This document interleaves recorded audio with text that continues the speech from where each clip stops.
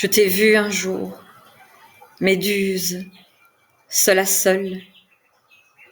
J'ai regardé froidement ton œil froid. Tu ne m'as pas puni ou changé en pierre.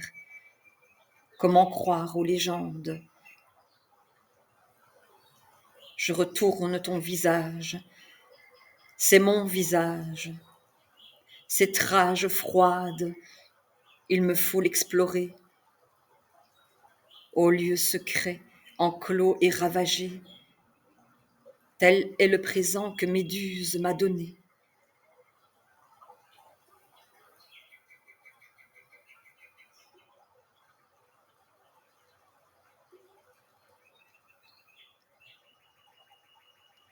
Depuis la nuit des temps, un étrange et troublant personnage de femme se tapit dans l'esprit des hommes et des femmes. Elle s'est manifestée dans les anciennes tragédies grecques, dans la littérature universelle, dans les contes de fées, dans la Bible, dans les légendes et les chansons de toutes les cultures. On la retrouve fréquemment dans les rêves des hommes et des femmes de notre époque. Elle nous effraie, elle nous fascine, elle nous menace et nous intimide. Elle peut nous détruire et elle peut nous métamorphoser. Complexe et irrésistible, le visage inquiétant de la femme indomptée nous observe depuis les écrans de cinéma, les œuvres d'art, la littérature, depuis nos rêves et les traumatismes qui affectent nos vies, nous signale sans répit sa force et sa présence. Et si nous l'oublions dans les ténèbres de notre subconscient, elle y sème le chaos. En tant qu'être humain conscient, nous avons le devoir de reconnaître son existence et d'apprendre à puiser dans sa force pour construire notre vie.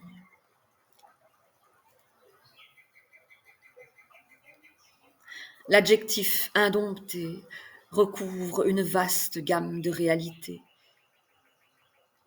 Il englobe tout un éventail d'états, allant de la folie à la rage, à la colère et à la morosité. Ce caractère est décelable dans la confusion, dans la frénésie, dans l'étourderie, dans la témérité et l'impulsivité. De même que dans l'infatuation, la passion, l'enthousiasme, l'extase mystique et la révélation spirituelle. Lorsque nous sommes confrontés au personnage archétype de la femme indomptée,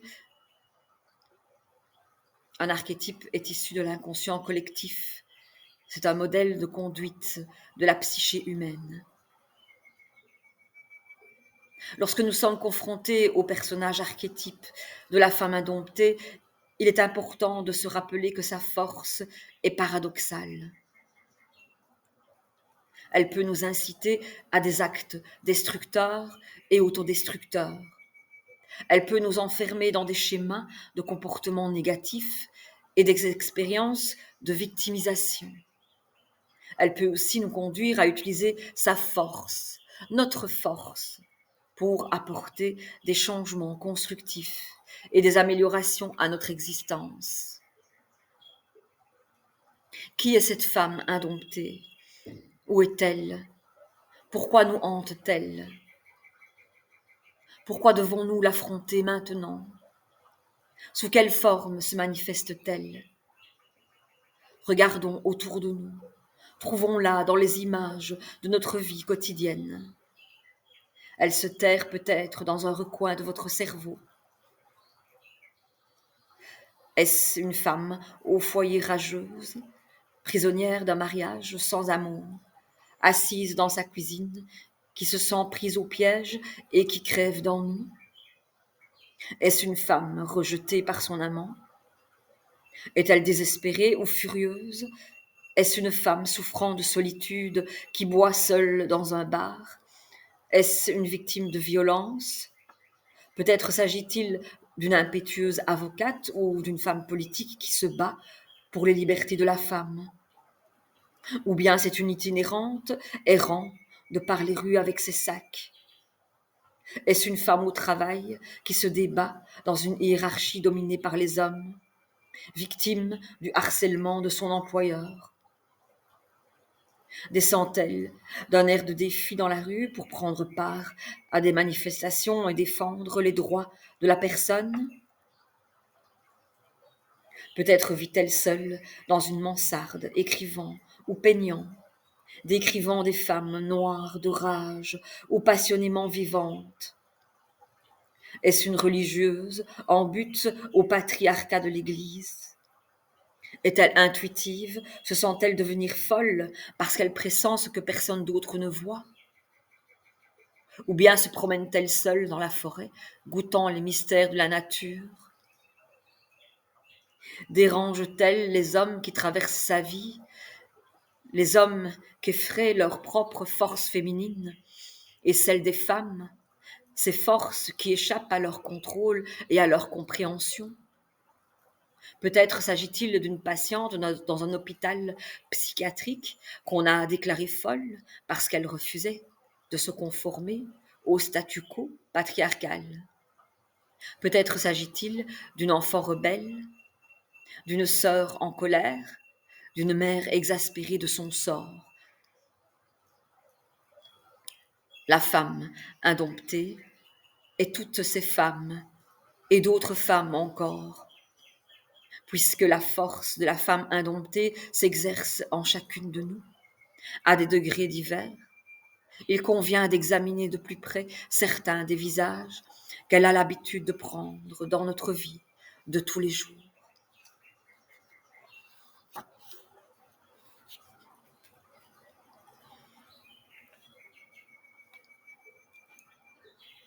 L'oiseau en cage. Première partie.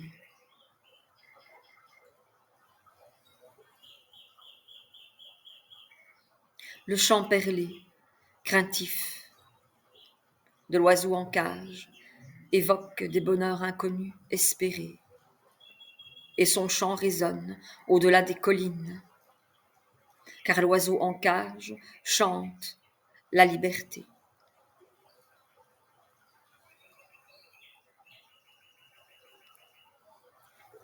Il y a plusieurs années, la poétesse Muriel Rukeyser écrivit: que se passerait-il si une femme disait toute la vérité sur sa vie? Le monde se fendrait en deux.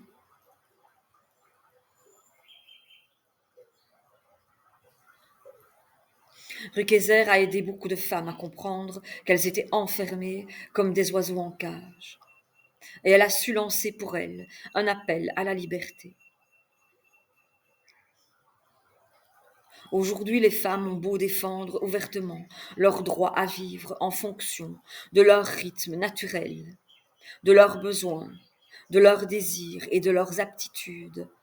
Les structures sociales dans lesquelles nous vivons ne facilitent pas encore la réalisation de tout notre potentiel créateur.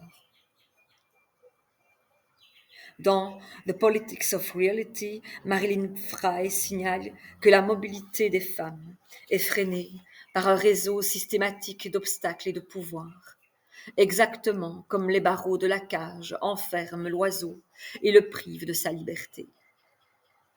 Ces barreaux qui font obstacle à la liberté de la femme vont des limitations légales et des règles sociales qui leur dictent ce qu'elles doivent et ne doivent pas faire, à l'intégration par les femmes elles-mêmes de leur interprétation de ces contraintes.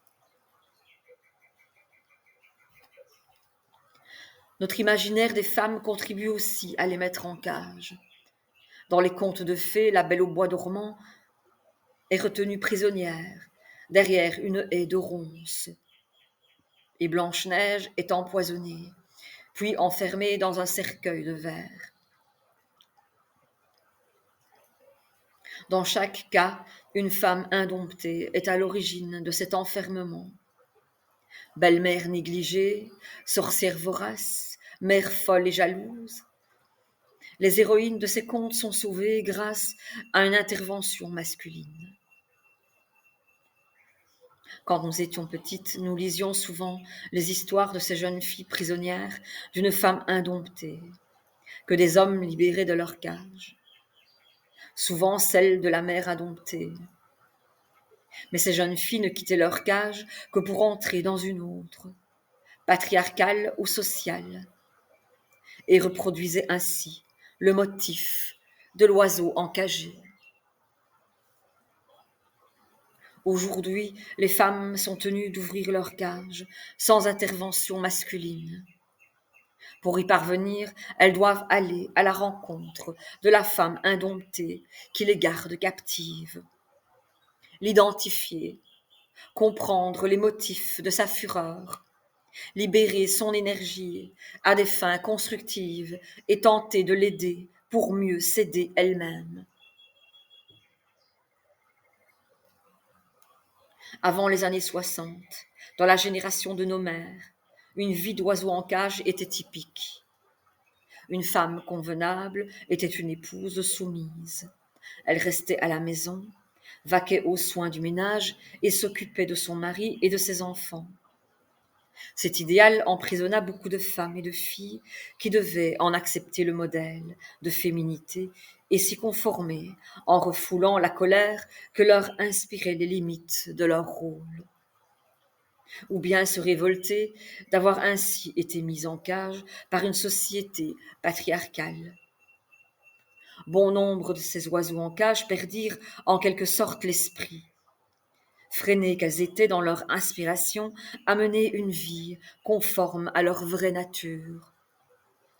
Pour certaines, il s'est agi d'une lente descente au fond de l'ennui, d'une léthargie masquant un état dépressif ou débouchant sur des malaises psychosomatiques. D'autres tentèrent de s'échapper dans l'alcool, les médicaments, la nourriture, le magasinage ou la télévision. Les femmes qui voulurent mettre fin au statu quo ou qui purent demeurer fidèles à leur nature furent souvent déclarées folles et enfermées dans des institutions psychiatriques, comme ce fut le cas de l'écrivain néo-zélandaise Jeannette Frem, de la sculpteure française Camille Claudel et de l'actrice américaine Frances Farmer. Mais il y eut quelques entêtés qui luttèrent avec courage et fermeté et qui parvinrent à s'enfuir de leur cage. L'écrivain américain Charlotte Perkins Gilman fut du nombre.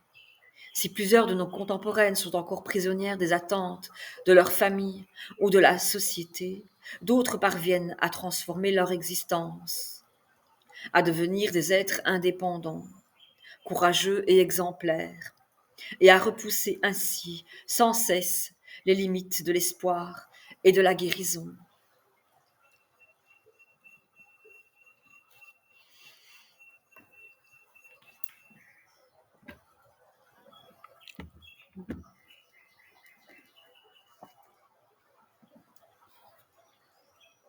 Quels sont les différents types de cages où nous sommes enfermés? L'oiseau en cage est parfois prisonnière d'un mariage étouffant. Parfois, c'est une secrétaire ou cadre d'entreprise confinée dans un rôle subalterne qui fait le travail dont son employeur s'attribue le mérite quand tout va bien et qu'il tient responsable quand les choses tournent mal. Il peut aussi s'agir d'une fille dominée par des parents possessifs. Elle est parfois victime d'une relation de violence ou d'une toxicomanie. Elle peut être l'emblème du rang social de son époux ou de son amant, ou encore d'une vedette prise au piège de l'opinion publique et du narcissisme social, comme ce fut le cas pour Marilyn Monroe. La femme qui reste enfermée dans sa cage dorée est de connivence avec ses geôliers et pose elle-même des entraves à sa liberté.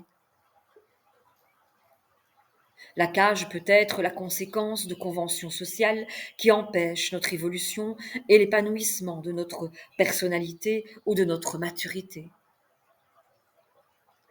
Il peut s'agir de nos propres principes rigides, de nos normes perfectionnistes ou de la façon dont nous pensons devoir agir. De nos jours, elles consistent souvent en biens matériels ou en rêves de richesse, de sécurité, de gloire ou de fortune. Notre cage est tout ce qui comble notre vide intérieur en nous empêchant d'affronter les défis de l'existence.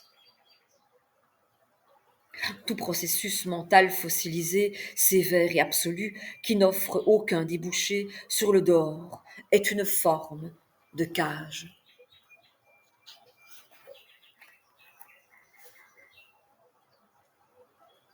L'une des cages les plus courantes est celle que nous construisons au moyen des idées que nos parents, notre famille, la société dans laquelle nous vivons, nos enfants et nos amis projettent sur nous. Par exemple, bon nombre de jeunes adolescentes découvrent que leur mère, elle-même encagée, espère les voir reproduire la vie qui a été la sienne. Et si la fille se démarque de la mère, elle est forcée de se révolter pour s'enfuir de la cage où sa mère l'a enfermée. Si la mère est elle-même un oiseau en cage, la fille refusera généralement de suivre son exemple. La fille d'une femme au foyer restera souvent célibataire et aura des ambitions professionnelles, tandis que celle d'une femme de carrière qui s'est tuée au travail optera pour la vie familiale. Telle mère fut une épouse de guerre pour échapper à son pays ravagé après la Deuxième Guerre mondiale, mais cette sécurité lui valut de vivre dans la violence conjugale. Sa fille, qui refusa d'envisager ce martyre, demeura célibataire. La cage où une mère enferme sa fille est parfois faite des rêves, des désirs déçus qu'elle espère voir sa fille réaliser à sa place. Il peut aussi s'agir du portrait négatif qu'une mère se fait de sa fille. Si certaines filles parviennent au fil des ans à se rebeller et à affirmer leur indépendance, elles le payent souvent de la détérioration de la relation mère-fille, avec ce que cela entraîne de tensions et de souffrances, de mauvais augure et de conflits. Et qu'y a-t-il d'étonnant dans ces circonstances à ce que tant de filles choisissent de se soumettre à leur enfermement? Et il n'est pas rare que le mari prenne la relève des parents, geôliers, et que la fille, ayant cru échapper par le mariage aux limites de son rôle, continue de vivre dans le même isolement.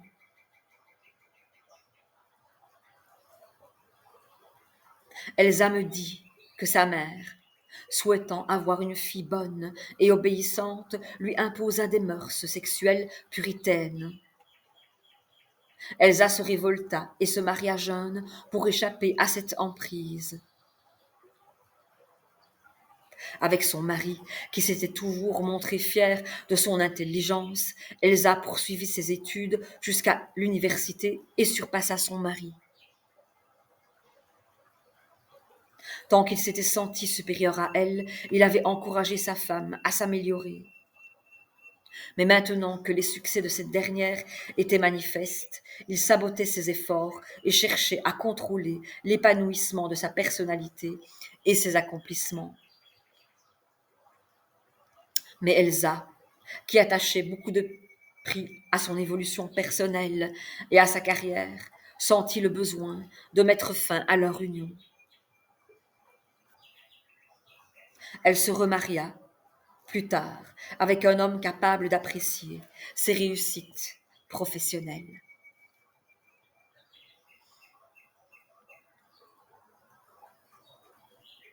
Les artistes créateurs subissent souvent la contrainte des attentes familiales, ou s'efforcent de transcender par leur art ces restrictions physiques et mentales. Les poétesses Anne Sexton et Sylvia Plath nous fournissent des exemples de ces femmes prises au piège, psychologiquement victimes de leur rôle d'épouse et de mère. Toutes deux firent en sorte de reverser leur fureur dans l'écriture.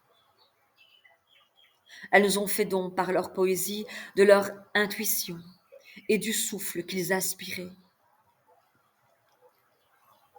Bien que toutes deux aient tragiquement succombé à leur désir de suicide.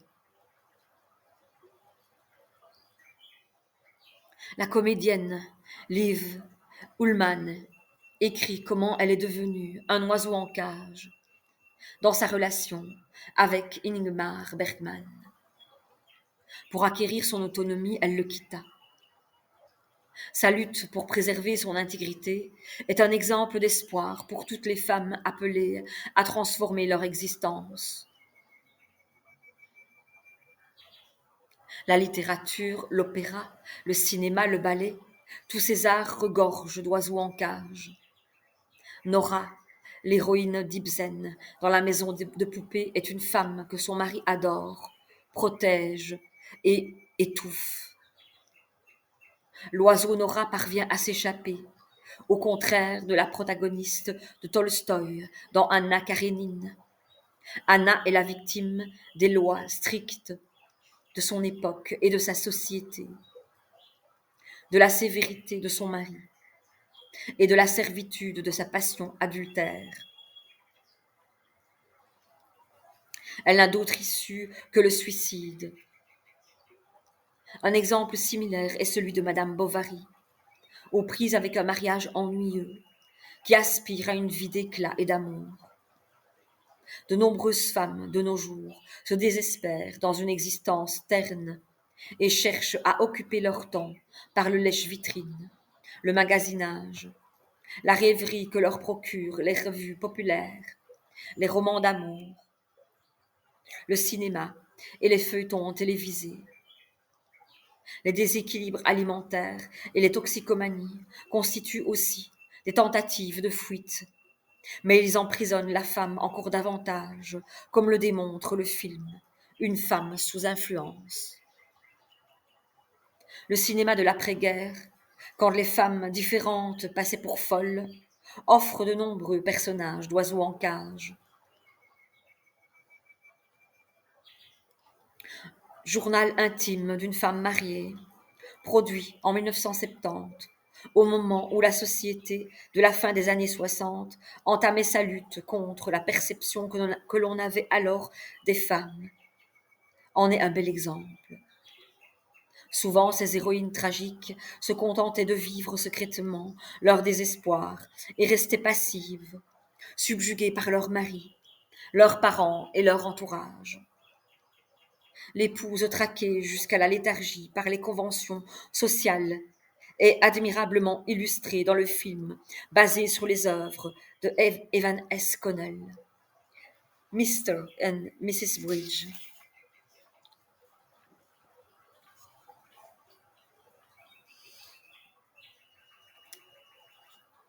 Parmi les films récents, Recherche Suzanne désespérément montre un oiseau en cage, pris au piège du mariage, que pousse à se libérer le personnage vibrant de la femme indomptée. Un esprit libre et révolté incarné par Madonna.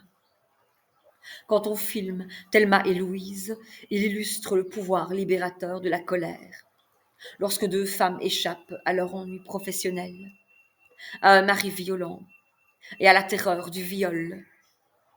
Mais le prix de la liberté des femmes dans une société patriarcale est souvent la mort. À la fin du film, Thelma et Louise préfèrent la mort à la prison. En proposant à l'oiseau en cage différents moyens de fuir sa prison et transformer son existence, ces films contemporains dépeignent des femmes qui choisissent en toute conscience d'échapper à leur sort. Dans Shirley Valentine, la protagoniste est si furieuse contre son mari insensible qu'elle hurle et parle au mur. Ayant décidé d'effectuer un voyage en Grèce, elle y fait la rencontre d'un homme qui l'aide à s'apprécier telle qu'elle est en réalité. Ainsi, métamorphosée, elle retourne chez elle, en sachant qu'elle pourra transformer le caractère contraignant de son mariage. Le film de Woody Allen, Alice, illustre la métamorphose d'une autre femme au foyer qui, fuyant un mariage stérile, réalise son rêve de se rendre en Inde, visiter Mère Teresa. Parce qu'elle a su concrétiser ses aspirations, Alice se découvre le courage de quitter la sécurité ennuyeuse de son mariage new-yorkais bourgeois et de travailler avec les enfants d'un quartier défavorisé.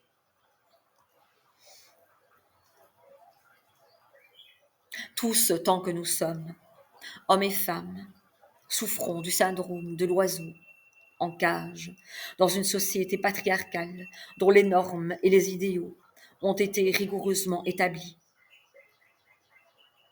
L'homme traditionnel qui protège sa femme en insistant pour qu'elle reste à la maison érige en réalité une cage pour lui et elle, en s'obligeant ainsi à subvenir aux besoins de cette dernière et à avoir un certain train de vie. Beaucoup d'hommes se voient aujourd'hui prisonniers de leur rôle de pourvoyeurs. Eux-mêmes captifs d'une grosse entreprise, ils en viennent souvent à perdre le goût de la vie, de la liberté et de l'indépendance. S'ils tentent de s'affranchir des attentes de l'entreprise qui les emploie, de la société ou de leur famille, qui voit en l'homme un objet de réussite professionnelle, ils se culpabilisent car ils croient manquer de virilité.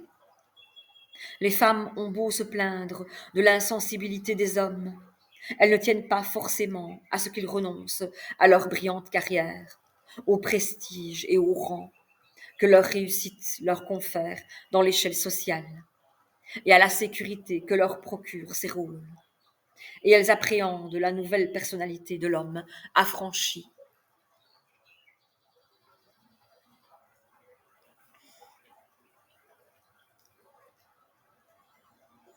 Pourquoi les hommes tiennent-ils à capturer des oiseaux et à les mettre en cage?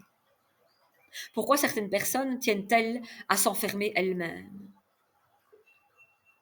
Que symbolise l'oiseau en liberté? Dans les contes et légendes de nombreuses cultures, l'oiseau symbolise le cheminement spirituel. C'est lui qui peut nous conduire à la transcendance. L'oiseau, par sa faculté de voler, est un médiateur entre la terre et le ciel. Dans la tradition hindoue, l'oiseau est le symbole de l'élévation spirituelle. Chez les anciens Égyptiens, il représente l'âme humaine. En Afrique, les oiseaux symbolisent la force vitale. Le phénix mythique est l'image de l'immortalité et de la renaissance de l'âme qui renaît de ses cendres. Pour les mystiques soufis, l'oiseau en vol représente le long itinéraire que conduit à l'union avec le divin. En libérant l'oiseau en nous, nous nous ouvrons émotionnellement à l'expérience spirituelle et nous entreprenons notre voyage vers la connaissance de soi et l'intériorisation. Le poète Rumi a traduit cet envol transcendant dans des vers où l'amour et la liberté sont mis en parallèle.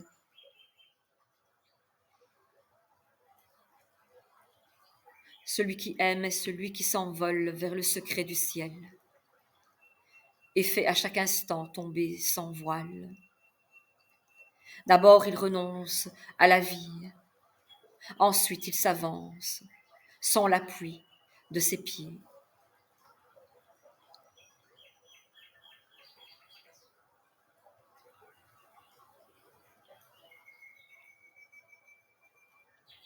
Dans la mythologie russe, le bel oiseau de feu est célébré comme source de créativité. Igor Stravinsky, entre autres, a adapté ce conte de fées dans son ballet L'oiseau de feu. Voici une ancienne version de cette légende.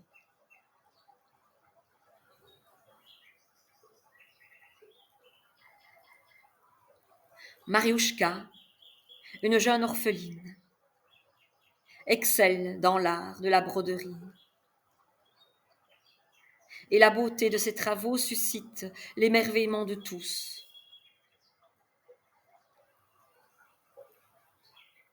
Des marchands, voulant profiter de ses talents, rivalisent de ruse pour la convaincre de leur céder l'exclusivité de son travail. Mais elle refuse toujours, car elle tient à sa liberté.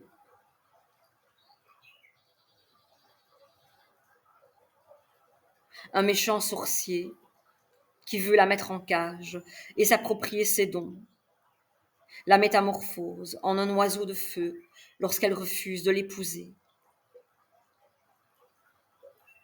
Selon certaines variantes, l'oiseau de feu sacrifie même sa vie, plutôt que d'épouser le sorcier diabolique en renonçant à sa liberté.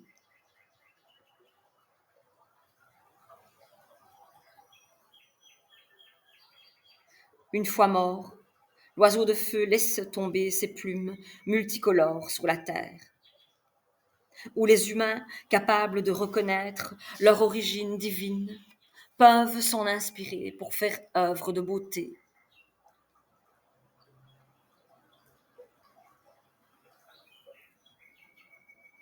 Dans des variantes plus tardives, un roi désire posséder l'oiseau de feu et ordonne à son fils de le capturer et de le mettre en cage. Le prince lui donne sa liberté, car il perçoit la nature transcendante de l'oiseau de feu, et il sait qu'aucun pouvoir humain n'a d'emprise sur lui. Il trouve à son tour une belle princesse et l'épouse, fait qui symbolise l'union dans l'âme humaine du divin et du sacré. Ceux qui, comme le sorcier, tentent d'emprisonner l'oiseau de feu sont condamnés à la folie et à la mort.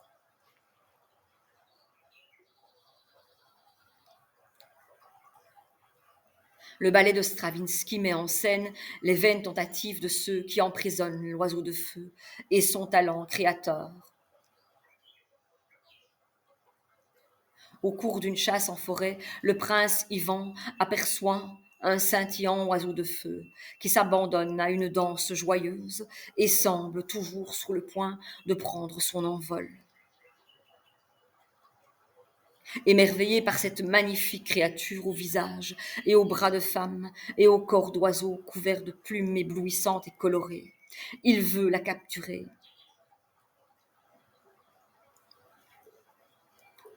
Quand il parvient à l'attraper par surprise, l'oiseau effrayé danse et se débat frénétiquement et supplie le prince de lui laisser sa liberté.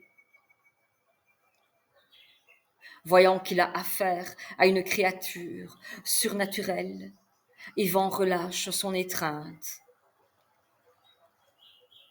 L'oiseau de feu le remercie en lui offrant une plume rouge vif, qui est en réalité une plume magique. S'il a un jour besoin qu'on lui vienne en aide, il n'aura qu'à l'agiter dans les airs.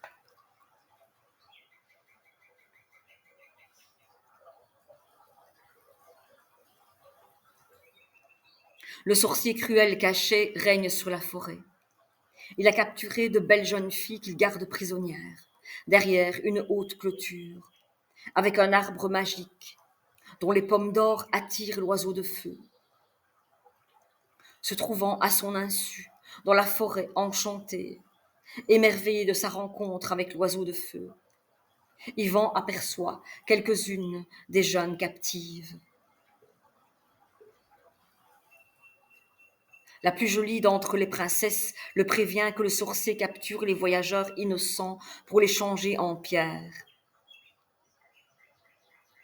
Ivan et la princesse tombent amoureux l'un de l'autre, mais au coucher du soleil, la princesse s'enfuit avec les autres jeunes filles apeurées, abandonnant Ivan ébahi au cœur de la forêt magique.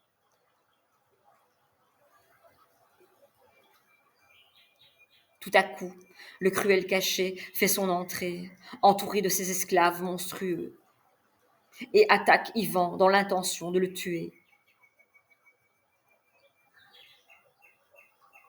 Se souvenant de l'oiseau de feu, Ivan agite la plume rouge dans les airs. ce qui suscite la folie des monstres. L'oiseau de feu fait irruption dans la forêt, en tourbillonnant si vite qu'il sème le chaos.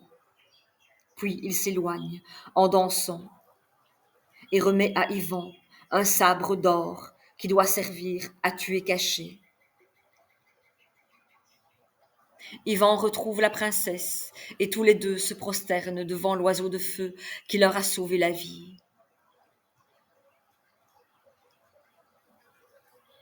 L'oiseau de feu, dans une gracieuse danse solitaire, condamne les monstres à un éternel sommeil, restaure la paix et la sérénité, puis il prend son envol. Le ballet se termine sur un chant d'action de grâce, à l'adresse de l'oiseau de feu. Puis Yvan et la princesse se marient au cours d'une cérémonie remplie de beauté et de joie. Ces légendes anciennes nous rappellent que nous devons entreprendre notre propre quête spirituelle.